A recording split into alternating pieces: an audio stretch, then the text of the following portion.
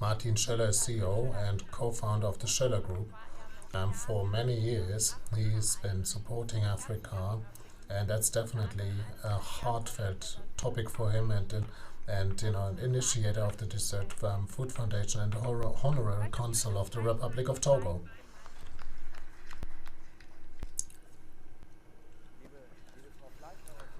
Dear Mrs. Fleischhauer, thank you very much. Thank you to Mr. Müller and Minister Müller, and the really honest and serious words and being open for the dialogue. Our minister has a lot to do, that's why I can highly appreciate that. And he's also fighting for budgets, and maybe we can also make a contribution in terms of how we get more financing without burdening the taxpayers. We have similar ideas on the social standards, on the priorities, but also we are sharing additional ideas we'd like to express. Thank you, Mr. Kannengiesser, for your support. You are the speaker of the German, economy when it comes to relations with Africa. Many thanks to Johannes Singhammer for encouragement and orientation. Our initiative, despite the restrictions, and for the good cooperation. Thank you so much. Also, thank you very much, Mr. Blair, for taking time. We are now working together with the Blair Foundation on the Togo National Development Plan, and we're very impressed by your impact on African development. When we are thinking of the refugees flocking in, then we know that the problem in Africa is also our problem. The extreme poverty is the reason. $1 per day, or even less than $1 per day, that is the majority of the Africans has to live off. United Nations have formulated the target in a greater consensus that the Sustainable Development Goals of 2030 should, the extreme poverty will be ended, and the 10 further of 17 targets are automatically terminated as a consequence if the extreme poverty is ended. When you be able to develop towards a middle income country, social market economy, as an integrated system based on the European approach. In our book, we call it the European economic model because, strangely, it is for social market economy. There's really no really good translation in English. So that's missing, in the whole of Africa, actually. Social market economy avoids extreme poverty. And so that's a key for the solution. Communism is not a solution. Communism prohibits private initiatives for the fear that differences could develop, and the result being that poverty for everyone. You can see this in Northern Korea, in Cuba, and also really in depressing way as it used to be in Eastern Germany. Social market economy uses private initiatives and supports the weaker by solidarity. There's no better system in the world, and which is our first approach. That is something we would like to bring into discussion in our African thoughts. We do know that, but we're not using it consistently enough. And for example, we would have less trouble with globalization rejectors because if we say international cooperation is based on social ecological standards, so that would take away all their powers. Fair trade did not manage to get away and to move away the extreme poverty. We do need standards in our bilateral and multilateral agreements. Pascal Lamy also confirmed that to me, the former president of the World Trade Organization, that a change of paradigms is required away from the principle maximum freedom of trading and towards a more standard trade based on standards. we're on our way, but definitely far away from being there. Mr. Müller mentioned that the supply chain law, and this will also come in Switzerland, and it's being coordinated in Switzerland, the company liability law, and economies agreeing with that to be obliged. And as far as I know, entrepreneurs who are willing to take obligations, but this setting or relying on private economy, you cannot give it to the private economy only for the establishment of standards worldwide. This has to be done together with society and the politics, and here it has to be put into the right balance. And there's a lot that is happening, and many international agreements with regard to standards and social standards is made reference to the ILO standards, International Labour Organization. But we believe this is not enough. So specifically, a minimum wage is not being mentioned clearly. So we're saying that in our book. Mr. Müller said that as well. Market and rules brings wealth and peace. We do need a few rules where the market fails. Your one logic demand that a worker should be able to nourish his or her family, which in fact is definitely not the case, although it seems to be so natural for us. More than half of the African population lives from an income that is below their own cost of living, with the severe consequences that we know, as we know it from the media, all the way to the refugees. Hundreds of millions of people would love to move to Europe, so this cannot be managed. What is on the positive side?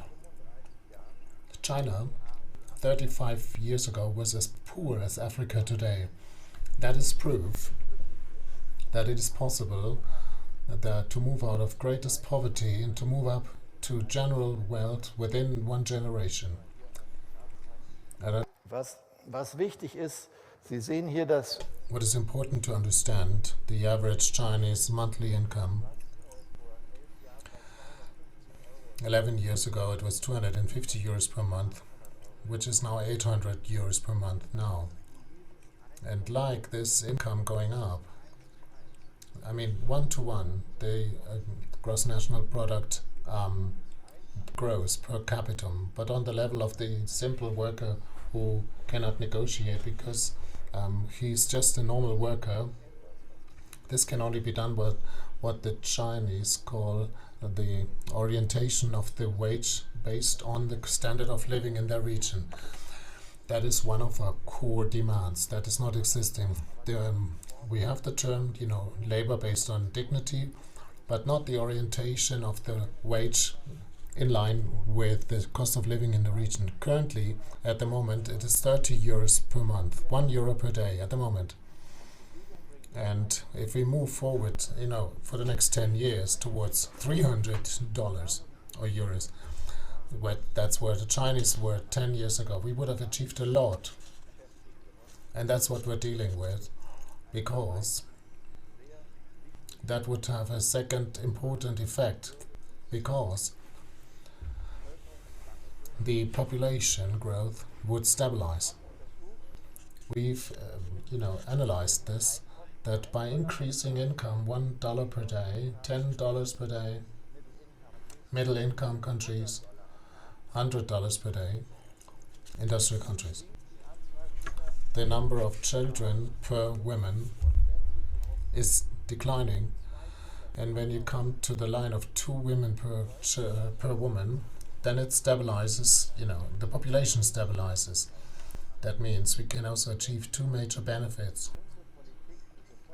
If our support, infrastructure, contracts, everything we do, if that is linked with a policy of continuous, wages in line with the productivity that is also oriented by the cost of living. Ein armes Land, a poor country cannot afford infrastructure, and a country that is not having infrastructure stays a poor country. A poor country needs to pay high interest rates, and a country that pays a lot of interest, stays a poor country. At this point, we do see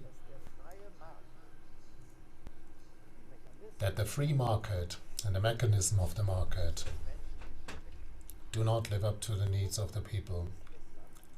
That's why the country is in a vicious circle that it can't get out of. And we have many countries in sub-Sahara past the 10, 20 years, despite all the good efforts. We saw them got stuck.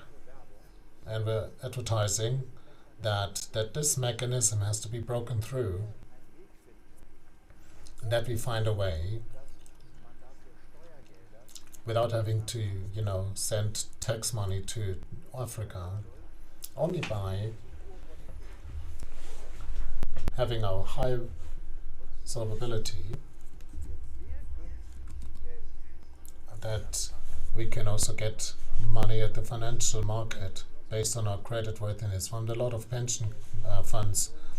So we get the money from 0 or 0.5%, and we can also take credits for 30 to 40 years, 50 years, if we would take our big development banks for that. And if we can pass on that money. So Greece could have not been saved if we hadn't done that. That's one of our key messages of our book that we ask. Summarizing, first of all, we're saying much more needs to be invested into infrastructure than before. Otherwise, you can't create a certain minimum development and minimum requirement for the development of a company. 66% of all households in Africa are not connected to the utilities, to the electricity. So if entrepreneurs invest in Africa, in Asia, it's a matter of course. They would always find streets, roads, and electricity. So it's required to develop a program to help that many countries cannot start with the international competition. But we don't need to do this by donation. This can be done by financing. Africa can pay 6% interest, and that would be the limit. But if we offer finance of 2% interest, then there is a lot of air. That is the second point of our book. Financing concepts, using the market, don't use the taxpayer. And the positive circle would be, and the conclusion would be, if a country has less spent for capital, service and interest, then it would also increase its credit worthiness. So we can ensure ourselves that the country's credit worthiness goes up, that enables them to, stand alone without the European institutes and get to the markets. The third point of the book is we want to link our agreements with the social standards. Mr. Müller said that. Bezahlung des einfachen But the point, payment of the simple worker, should be done at least in accordance with the cost of living in the region. That's what we'd like to, include more. I mean, we're not governing, but that's the discussion that we want to initiate. And the last one, I showed it here. So if we would be able to provide financing and combine it with infrastructure, with increased wages go up, and population gets stabilized, then in 10 to 15 years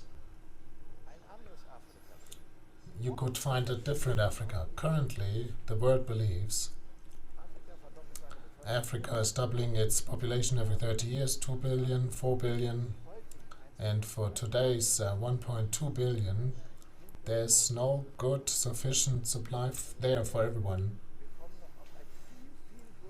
That means we would get into a much bigger problem if we don't fight poverty with the side effect of population growth.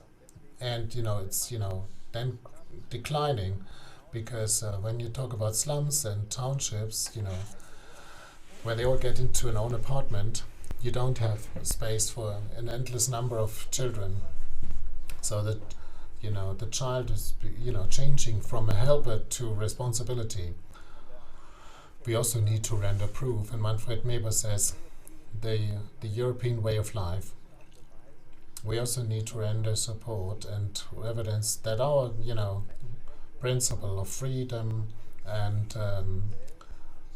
wealth and peace works with that model, and that we should not talk about the pragmatic, fast, egoistic, totalitarian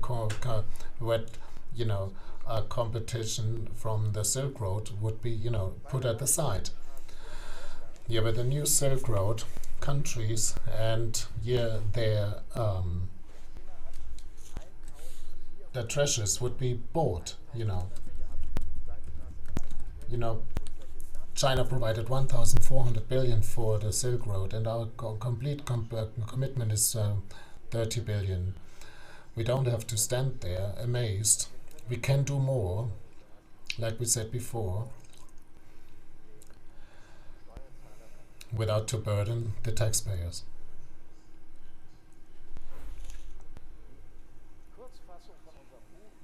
A short version of our book is we need to keep more money for Africa, but from the market, and we need to link it with higher wages.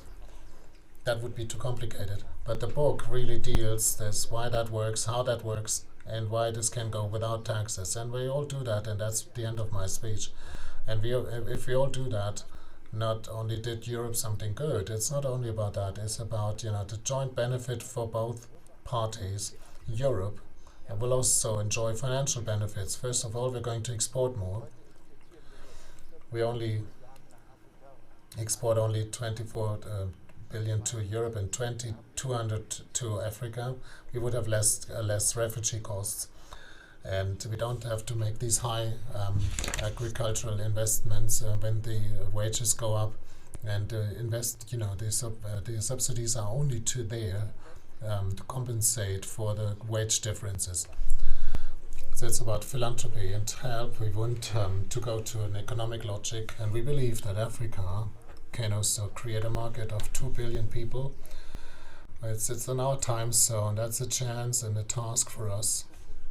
Entscheidet mit über die And the decision and the future of Africa decides for the future of Europe. Thank you so much. Our next guest here on stage, since 2013, he's been a federal minister for economic cooperation and development.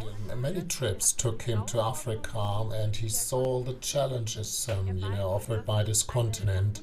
He does know that it's going to be a century task to move Africa ahead, but it's also offering us a chance of the century. Welcome, Gerd Müller. Afrika First. Dear Mr. Schoeller, Mrs. Schoeller, Mr. Excellency, dear Mr. Ambassador, Johannes Singhammer, my friend, the former Vice President of the Parliament, introduced Afrika First, a new book of Martin Schiller and Daniel Schönewitz. I was asked, in my capacity as minister, to say a few words and introduction to that.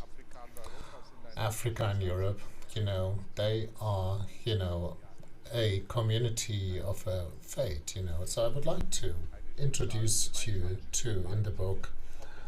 And, that is,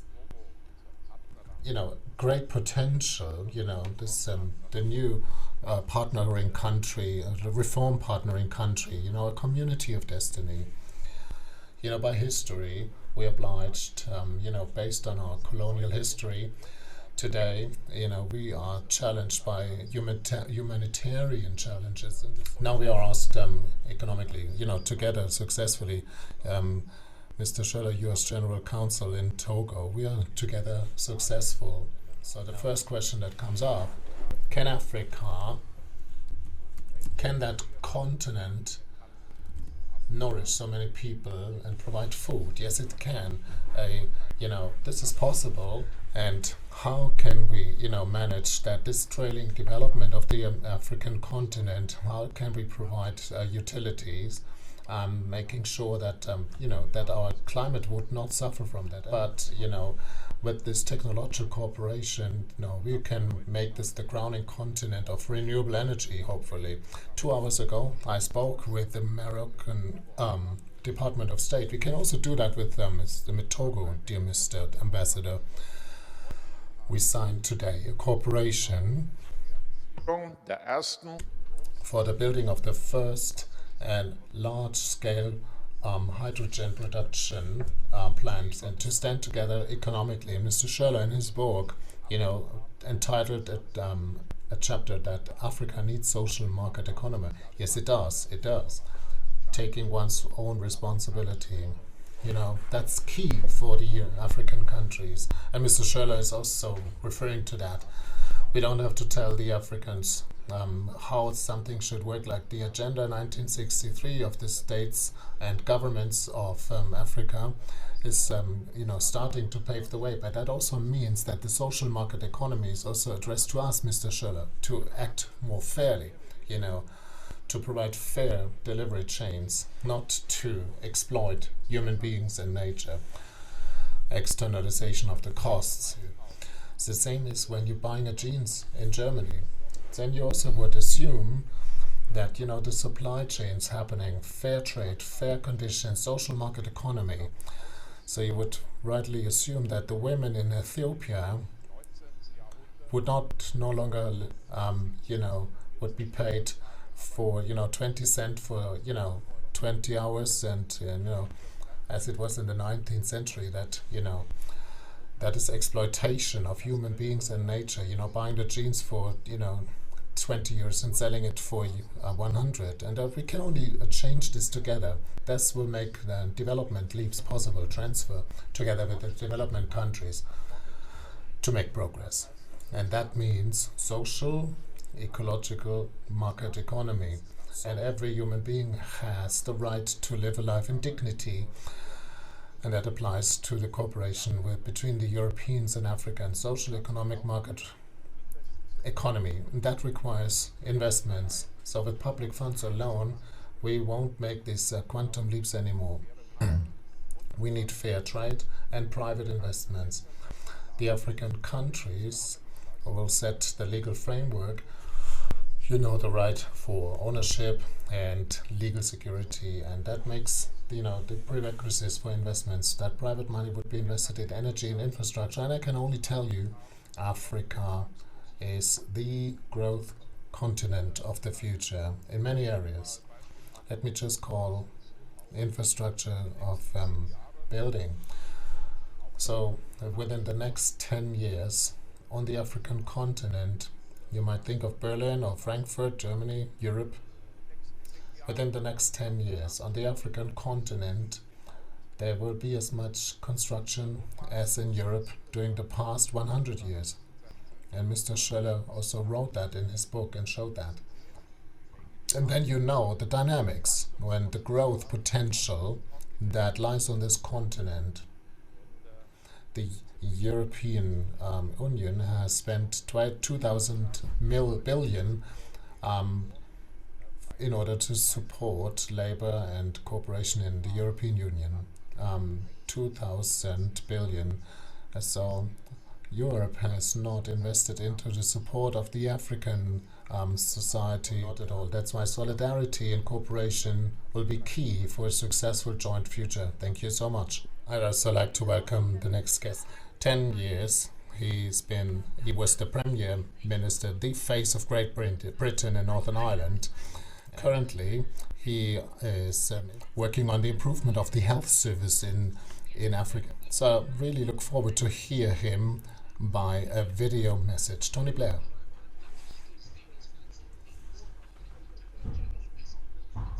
It's a very timely event, coming as it does just a week after the international cooperation meetings between the Togo and German governments. So Africa is at a critical juncture. Its population is set to double over the next 30, 40 years. Over 2 billion people will be living on the continent of Africa in time to come. And it's got an urgent need for infrastructure, for all the things we take for granted in the West. It needs access to electricity. It needs the building of the infrastructure of roads and rail and ports. All of this infrastructure is going to have to be built over this coming period of time. We have an immense amount of liquid capital in the West. So interest rates are very low.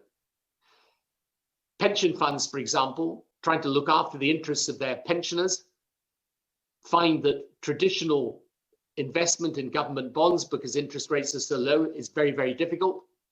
So they're looking for investable and bankable projects.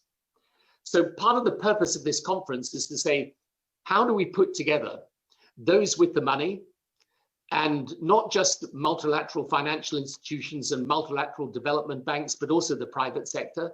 How do we put those with the money together with the need for these projects and create a set of investable and bankable projects that allow Africa to have the development it needs? And Martin, whom I thank very much for inviting me and for helping put on this conference, points out that the requirements for Africa over the next decade would be round about €1 trillion in terms of its infrastructure. And that sounds a lot of money, and is a lot of money.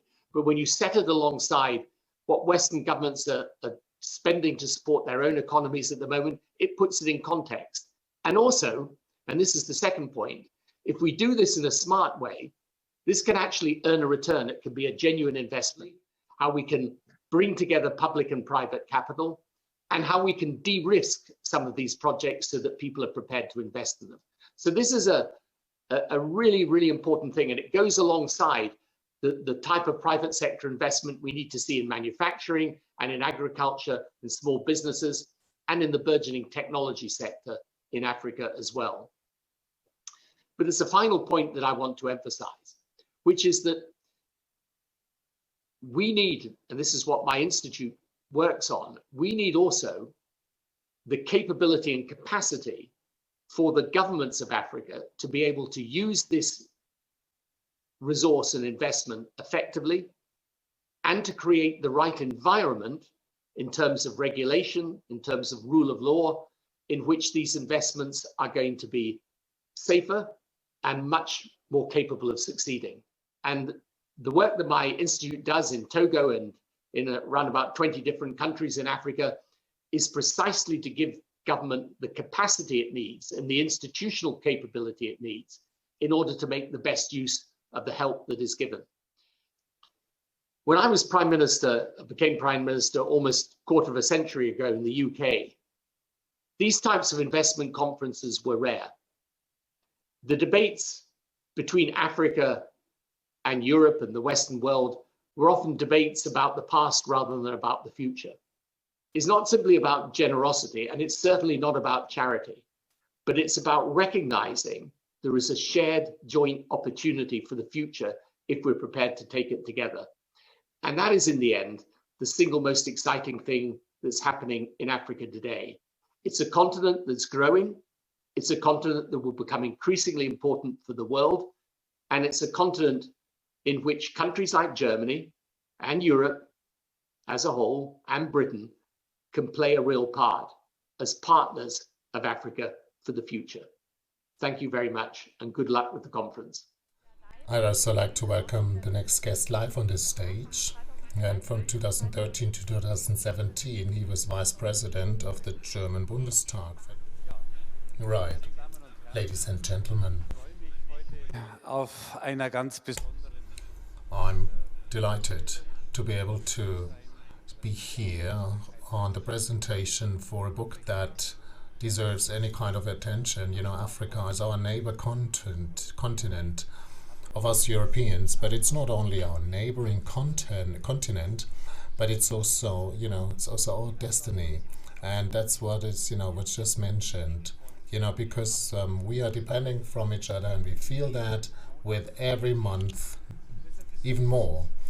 And that's why it makes sense, you know, to think about it as to how we can shape the cooperation with Africa and get it more intensive, and how we can accomplish it and do this on an honest eye level. And that's why showing a new way of doing things, a new dimension of cooperation, and presenting that, you know, to open that discussion with a clear target. That's what we need. And that's exactly what's happening today. And that's why I'm so happy about that. Now we would like to welcome the Ambassador of the Republic of Togo. And it's nice that he took time to get us closer to Africa. Komi, Bayedze, Dagoh.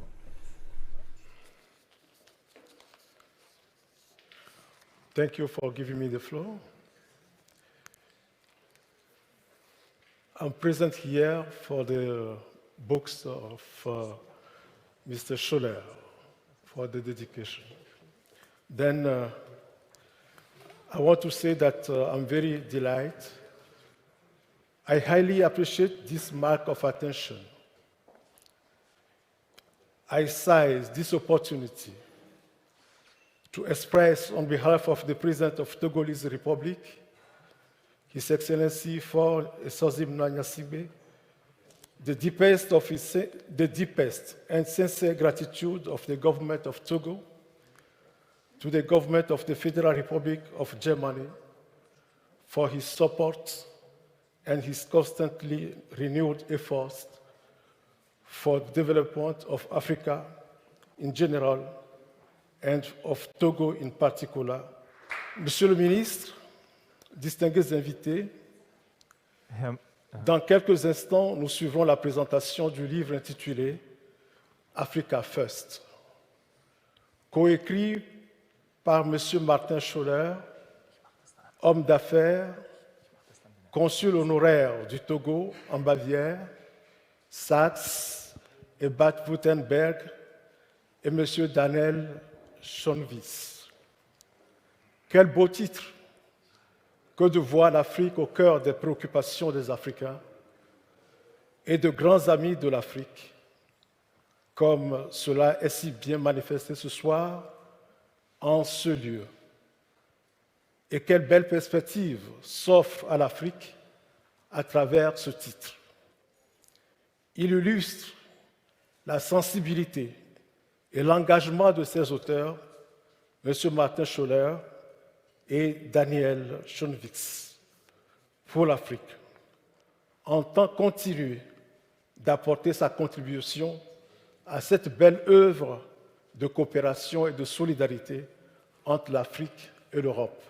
Je vous remercie de votre bienveillante attention.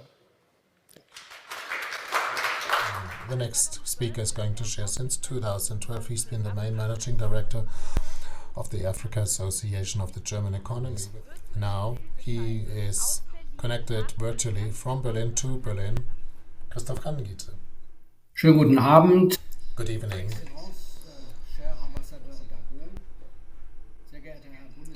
Dear Mr. Ambassador of Togo, dear Mr. Federal Minister, Mr. Müller, dear Mr. Vice President, Mr. Singhammer, dear Mr. Schoeller, Mr. Schoenwitz, ladies and gentlemen, in your book, Afrika First, you both, Mr. Schoeller, Mr. Schoenwitz, look at important topics that we're also dealing with in our daily work. To look at the chances offered by the African continent for the German economy, but also the success stories have not been published enough, and they're not being heard in the broader population in Germany, and also in the German economy and German politics. The chance of creating a European-African economic region in partnership goes beyond of just making use of this chance, because entrepreneurs create work, wealth, social security, and progress by innovation. And entrepreneurial commitment by the German economy quite often is not coming logically. So this should be, a way that can be in line with the principles of the EU. So here, the entrepreneurs and the key figures can also unfold, and that's why Mr. Müller, the Fund African Grow is a good step that has been established by the federal government. Based on my opinion, the world is full of incredible chances if we would only use it. And that's what I wish to all of us, and thank you very much for your attention. Because now it's about the book presentation, Afrika First, the book of Martin Schoeller and Daniel Schoenwitz. Welcome. I said before, for 2.5 years, it took to shape this idea, to bring it to paper. Mr. Schoeller came to you and asked me, would you want to join the project? How long did he get you to persuade you? Oh, he was running into open doors, was economist, and that's why I've developed development economy when I was studying. and social market economy. And that's why when Mr. Schoeller asked me to become a sparring partner and to find someone who is able to write as well, he found a good partner. Social market economy, these were part of the various presentations. One key point also of the book Afrika First. It's a system, a better system. There's no better system, you say. Why doesn't this system not exist yet in Africa?